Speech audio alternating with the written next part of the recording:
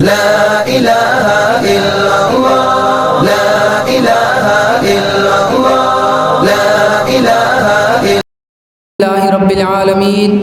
والعاقبۃ للمتقین والصلاة والسلام علی سید الانبیاء والمرسلین اما بعد فاعوذ باللہ من الشیطان الرجیم بسم اللہ الرحمن الرحیم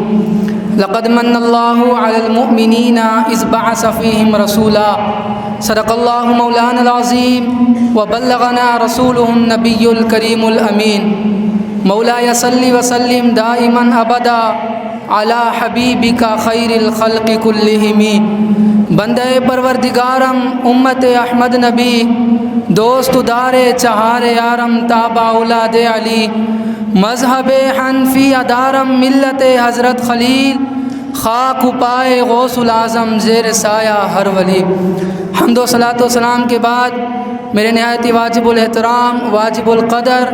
اساتذہ اکرام مہمانان گرامی اور ہم سفر ساتھیوں السلام علیکم ورحمۃ اللہ وبرکاتہ۔ بعد السلام، آج کا میرا موضوع ہے شان مصطفیٰ صلی اللہ علیہ وسلم۔ حضرات محترم، رب تعالیٰ نے چوتھے سپارے کے اندر سورۃ آل عمران میں ارشاد فرمایا لقد من اللہ علی المؤمنین اذ بعث فیہم رسولا، تحقیق اللہ تعالیٰ نے مومنوں پر احسان فرمایا کہ ان میں اپنا شان والا رسول بھیج دیا۔ سامعین محترم،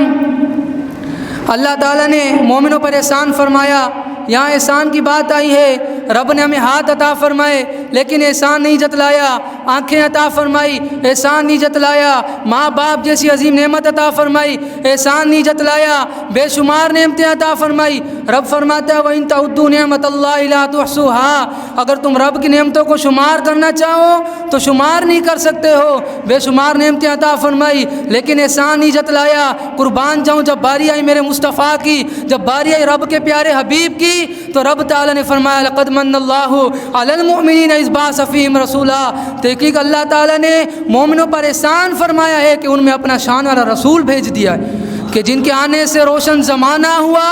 اس نبی کی ولادت پہ لاکھوں سلام۔ سامعین محترم،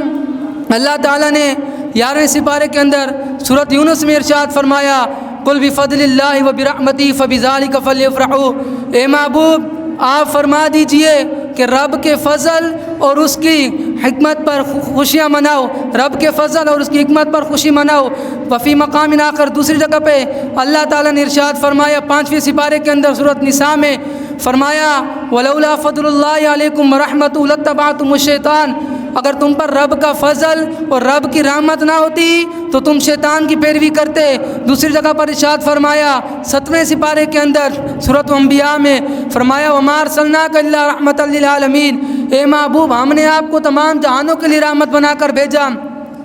پتہ چلا حضور اللہ تعالیٰ کی طرف سے رحمت بھی ہے، اللہ تعالیٰ کی طرف سے فضل بھی ہے، اللہ تعالیٰ کی طرف سے نعمت بھی ہے۔ جب سب کچھ حضور ہی کی ذات ہے تو ہمیں کسی دوسرے کے دروازے پر جانے کی ضرورت نہیں ہے کہ اور کسی جانب کیوں جائیں اور کسی سے کیوں مانگیں، اپنا سب کچھ گنبد خضرا کل بھی تھا اور آج بھی ہے۔ سامعین محترم، حاتم طائی بادشاہ تھا، اس کے محل کے 8 دروازے تھے،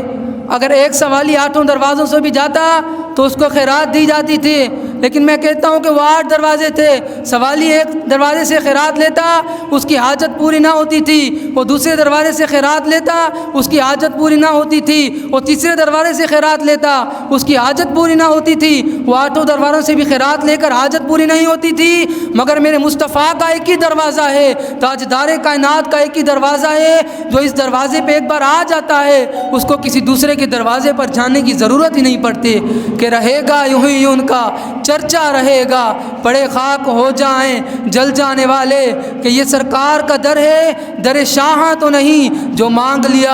لیا اور بھی کچھ مانگ، جو لوگ یہ کہتے ہیں کہ کرم ان کا ہے معدود، ان لوگوں کی باتوں پہ نہ جا، اور بھی کچھ مانگ، دے سکتے ہیں کہ وہ کیا کچھ دے نہیں سکتے،